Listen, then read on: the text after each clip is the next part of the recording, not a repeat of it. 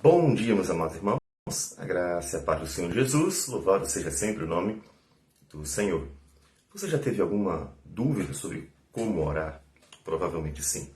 Acredito que todo cristão, em algum momento, principalmente nos momentos iniciais, tem dúvidas sobre como orar. Até, inclusive, é uma das razões para pedir sabedoria. Senhor, dá sabedoria para orar como convém. E a Escritura diz que o Espírito Santo nos conduz nesse propósito de orar de forma a glorificar a Deus com nossas palavras. Mas também, é claro, a Escritura nos ensina a orar.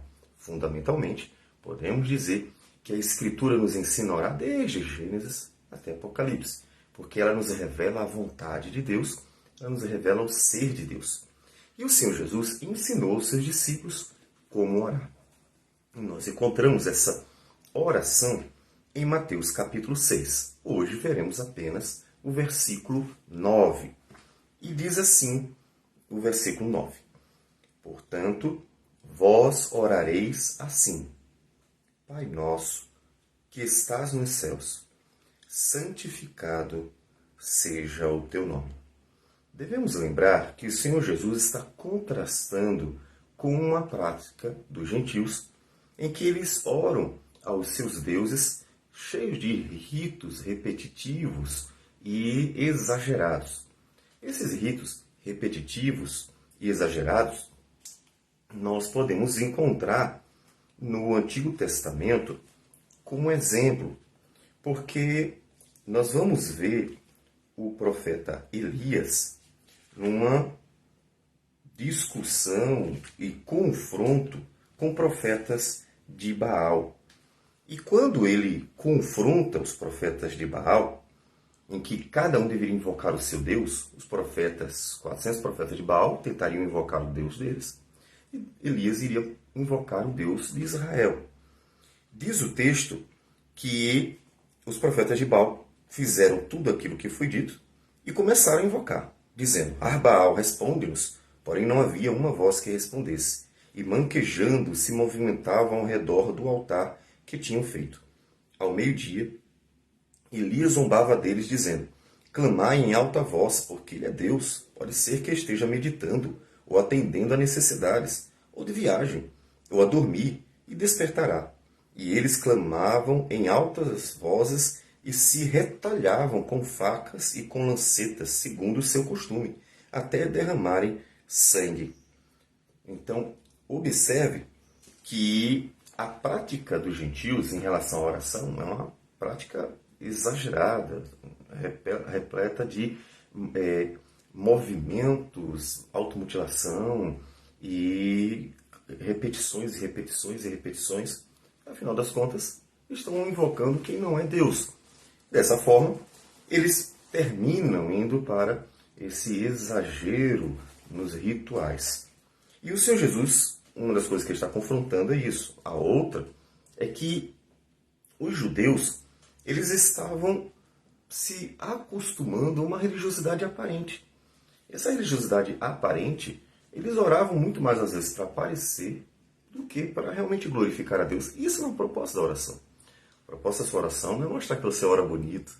O propósito da sua oração não é fazer com que as pessoas sejam atraídas a você. O propósito da sua oração nem mesmo é só pedir, mas o propósito da sua oração é falar com Deus. E observe que o Senhor Jesus começa a oração dizendo: Pai nosso. Jesus coloca na oração uma relação muito pessoal, o Deus de seu povo. Deus sempre teve esse propósito de ser o Deus de seu povo. Podemos dizer que Deus é Pai dos homens desde que gerou, criou, na verdade, Adão. O cuidado com Adão é um cuidado paterno. E Deus já mostra a sua paternidade ali. Ele deu alimento, ele deu orientações, instruções, mandamentos. Diz o texto que na viração do dia ele ia lá para conversar com Adão e para conversar também com Eva. Então havia uma relação entre Deus e Adão, que tratava como filho.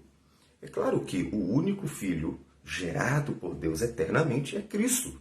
porque de fato ele é da mesma essência, né? Da mesma natureza de Deus.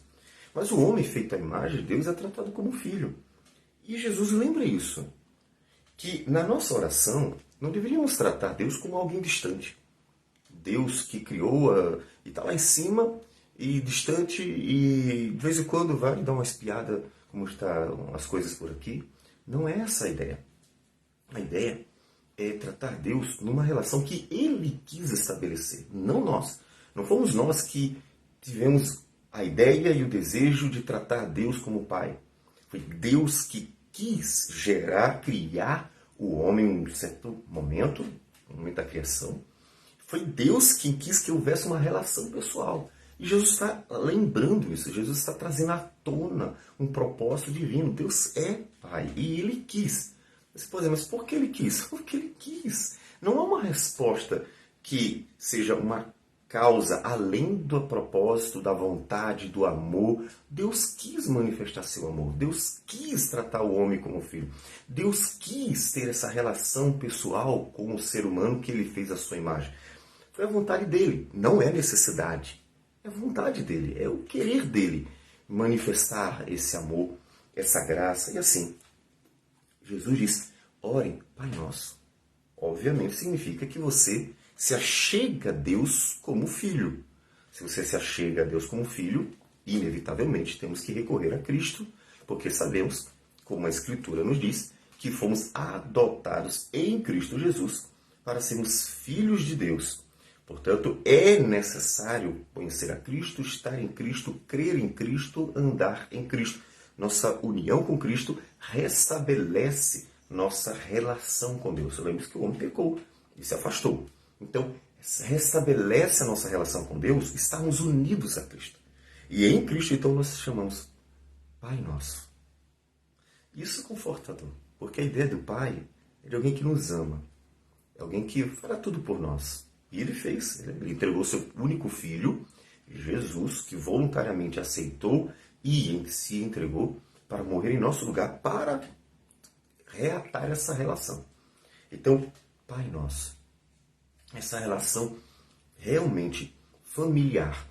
Como diz Efésios capítulo 2, 19, que Ele nos colocou no povo dele, os cidadãos, né, da cidade celestial, e Ele chama de a família de Deus. Então, nessa relação familiar, onde Deus é o Pai. Pai que está nos céus. Por que está nos céus? Porque realmente Ele está acima de nós. A grandeza de Deus. Não é uma questão espacial, como se Deus estivesse só lá em cima. Deus está em todos os lugares. Não existe um só lugar em que Deus, porventura, não entre, né? Não ocupe. O Senhor é maior do que o universo. Deus é infinito. O universo é finito, porque Deus criou o universo. Mas Deus é infinito. Então, Deus é maior que o universo. Então, Ele ocupa tudo. Mas está nos céus porque Ele está acima de nós.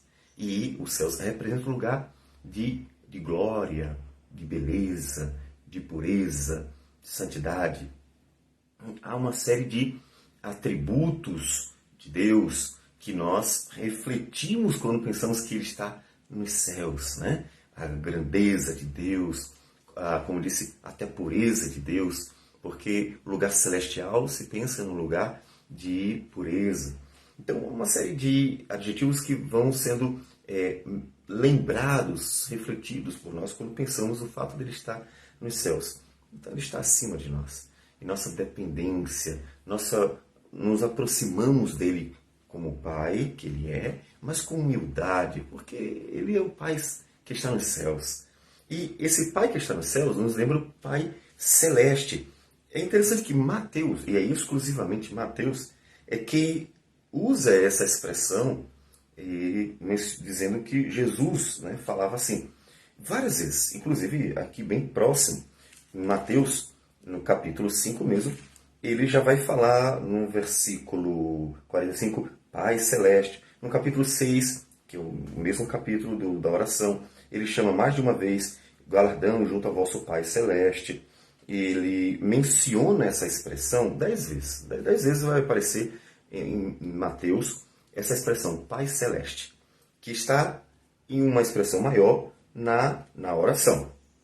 A oração é Pai nosso que estás nos céus. E que estás nos céus é a mesma ideia de Pai celeste, ou seja, estar nos céus. Então, Deus é invocado por Cristo e é anunciado como um Pai que está nos céus, acima de nós, um Deus de glória, de poder. Lembre-se da visão do profeta Isaías, em que viu Deus num alto e sublime trono. Vê Apocalipse também, que Deus está sentado num trono, há um arco-íris de esmeralda sobre ele, há toda uma glória celestial. Deus é aquele que está nos céus. Então, orar ao Senhor, sabendo quem Ele é. Observe que isso nos mostra que a oração deve exigir de nós um conhecimento. Não chegamos diante de Deus como um Deus do nosso jeito. Nós não criamos uma imagem para Deus. Inclusive, é a quebra dos primeiros mandamentos. Temos ídolos, criarmos imagens para Deus. Nós não criamos imagens de Deus, imagens inclusive mentais. Nós simplesmente adoramos a Deus, aquele que é, aquele que se revelou que era desse jeito. Como é que Deus é?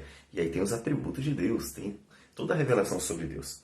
Então você ora ao Senhor, glorificando a Deus por quem Ele é. Ele é o Pai nosso e que está nos céus. E diz, santificado seja o teu nome. Você pensa, mas como a gente pede para que seja santificado? O nome dele já não é santo. Então como é que a gente ora para santificar o nome dele? Eu acredito que o texto que vai nos ajudar em relação a isso é o texto de Romanos 2, 24, que é uma citação, na verdade, de um outro texto, que é o texto de Isaías. E Paulo, citando Isaías, ele diz, pois como está escrito, o nome de Deus é blasfemado entre os gentios por vossa causa. Veja que é o contraste. Enquanto os judeus, naquela época, nos dias do profeta Isaías, estavam pecando e as nações, vendo os pecados de Israel, terminavam zombando de Deus, o nome de Deus, em vez de ser santificado, estava sendo blasfemado. Então, no contraste, você entende a oração. Santificar o nome de Deus é glorificar o nome dele como santo em nosso meio. E a oração é santificado seja o teu nome. Então, o nosso pedido é que o nome dele seja glorificado entre nós. Ou seja, isso diz respeito a nós também, porque ao pedirmos isso, ao orarmos glorificando a Deus para que o nome dele seja santificado aqui, nós estamos desejando que a própria vida, inclusive, não só a nossa, mas de outros, possa expressar a santidade de Deus, possa manifestar a santidade de Deus. Como Jesus. Jesus glorificou o nome do Pai, Jesus santificou o nome do Pai, porque a sua vida atraía as pessoas para um Deus Santíssimo, para um Pai Nosso Santíssimo. E todo o seu proceder fazia com que as pessoas ficassem admiradas e encantadas com a glória de Deus, porque ele agia de acordo com a vontade do Senhor. E as pessoas, ao conhecerem essa vontade, elas eram conduzidas a se encantar com Deus. Então, ao orarmos, santificado seja o teu nome, deve ser um desejo sincero, veja, uma oração sincera de Senhor, que a minha vida, que a vida da tua igreja, possa glorificar o teu nome como santo, possa expressar a santidade. Então, purifica-nos, então limpa-nos. Veja que quando ele pede para que Deus seja santificado entre nós, nós encontramos uma contrapartida em nós. É que nós devemos buscar a santidade para santificar o nome do Senhor. Jesus era santo e ele santificava o nome do Senhor. Então, nós oramos para Deus ser glorificado a partir do nosso próprio viver. Então, é uma oração que também envolve a gente. Não é só uma exclamação para que Deus seja glorificado naquele momento da oração. É um pedido legítimo para que nós possamos ser um instrumento para isso, para que nós sejamos uma bênção nas mãos do Senhor. Basta ver que Jesus fez isso por ser santo. Então, a oração, ela é toda voltada ao Senhor. Perceberam? Nossos pedidos estão centrados em Deus. Então, a oração é teocêntrica, ou seja, Deus é o centro. Não é eu, meu. É vosso, do Senhor, o teu nome. É sempre relacionado ao Senhor.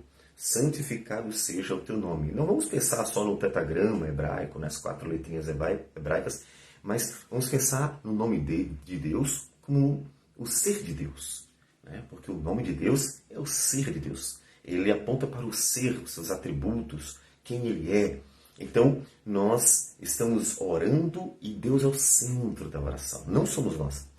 Por causa do egoísmo, o egocentrismo do ser humano, costumamos trocar essa ordem, Deus servindo a gente. E a oração se tornou basicamente o pedido ou até mesmo as ordens de pessoas que se sentem realezas. E basicamente estão me pedindo ou mandando Deus fazer as coisas. Isso, obviamente, não glorifica a Deus, ofende, né? Deus não é nosso servo, Deus não tem obrigações para conosco, ainda que Ele tenha nos criado. Mas não merecemos, portanto, Ele não tem obrigação nenhuma para conosco. Deus, Ele é glorificado na nossa vida. Então, quando você se achegar a Deus, lembre-se que é você, por amor a Deus, a quem você deve amar de todo o seu coração, toda a sua alma e toda a força, é você sendo esse instrumento para engrandecer o nome do Senhor. E fazendo isso humildemente e glorificando a Deus com suas palavras e invocando a Deus porque você o ama e então nessa relação pessoal você quer que Ele seja santificado na sua vida, dando testemunho, mostrando para todos a beleza da glória do Senhor. Dessa forma, a sua oração é uma oração que realmente Deus é o centro dela. E é nisso que a gente pode, então, mencionar o Salmo 37, aquele versículo que talvez todo mundo goste de citar, em que Davi diz assim: agrada-te do Senhor, e Ele satisfará os desejos do teu coração. Olha a oração que agrada ao Senhor, a oração que Jesus ensinou, porque Deus é o centro dela, porque o propósito da oração dele era glorificar o Pai, porque tudo gira em torno de Deus, e é o pecador humildemente se colocando na presença do Senhor para o louvor dele. Essa sim é a oração, como diz o Salmo 37. Agrada-te do Senhor, e Ele satisfará os desejos do teu coração. São pedidos que realmente agradam ao Senhor. São pedidos que realmente apontam para a glória de Deus. São pedidos que realmente têm como foco engrandecer o nome do Senhor. Então, a partir de agora, comece as suas orações refletindo na relação pessoal com um Deus santo, celestial, que deve ser glorificado verdadeiramente, não da boca para fora, mas verdadeiramente pelo seu povo. E assim você vai ver que a sua oração bíblica, movida pelo Espírito do Senhor, será sempre recebida pelo Pai, que está sendo glorificado com toda a sinceridade do seu coração em suas orações. E Deus responde graciosamente. Vamos orar ao Senhor. Senhor Deus amado, bendito o teu nome. Toda honra, glória e louvor ao Senhor. Agradecemos por tudo. Pedimos que o Senhor seja glorificado em nossas vidas, protegendo o teu povo para mostrar teu cuidado, abençoando o teu povo para mostrar tua bondade, glorificando o teu nome no trabalhar ou viver de tua igreja e assim santificando o teu nome entre nós. Ó Deus, sê conosco, que o Senhor seja engrandecido pelo povo do Senhor. Em nome de Jesus que nós oramos. Amém, Senhor. Que Deus abençoe a todos e tenha um bom dia.